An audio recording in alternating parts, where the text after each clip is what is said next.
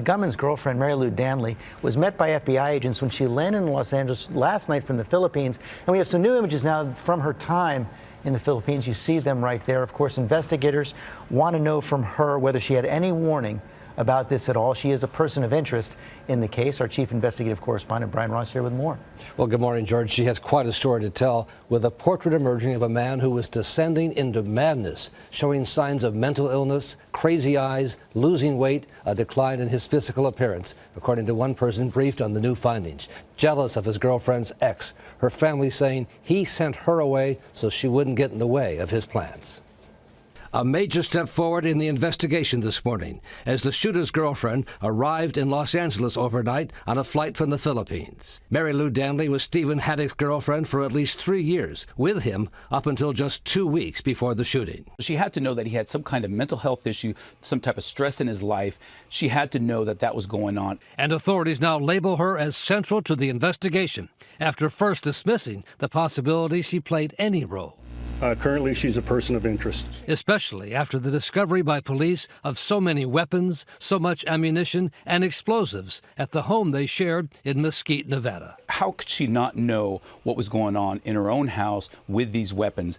She had to know something, at the very least question him as to where are these weapons coming from? Why do you have all these weapons? Danley's sisters spoke to Australian TV station with their faces blurred. They say she had no idea of Paddock's plans. He sent her away so that he can plan what he's planning without interruptions.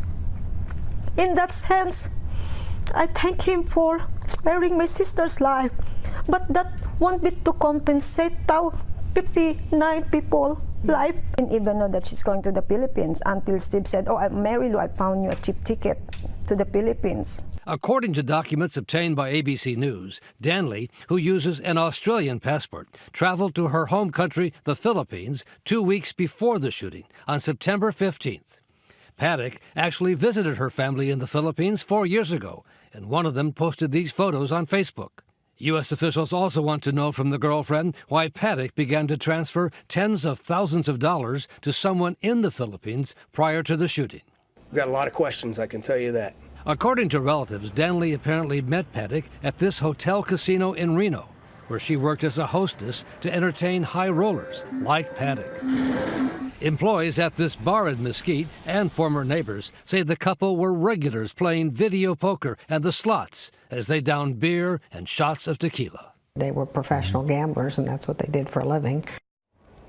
Now authorities hope the girlfriend can help solve the mystery of this man, with the FBI standing by to get her to Las Vegas later today. This morning, her brother in the Philippines told ABC News she told their family she has a clean conscience. But right now, she's still not a suspect. Authorities think she may know more about his state, right, but not necessarily involved. Described only as a person of interest, which is a different category. Okay, Brian Ross, thanks very much.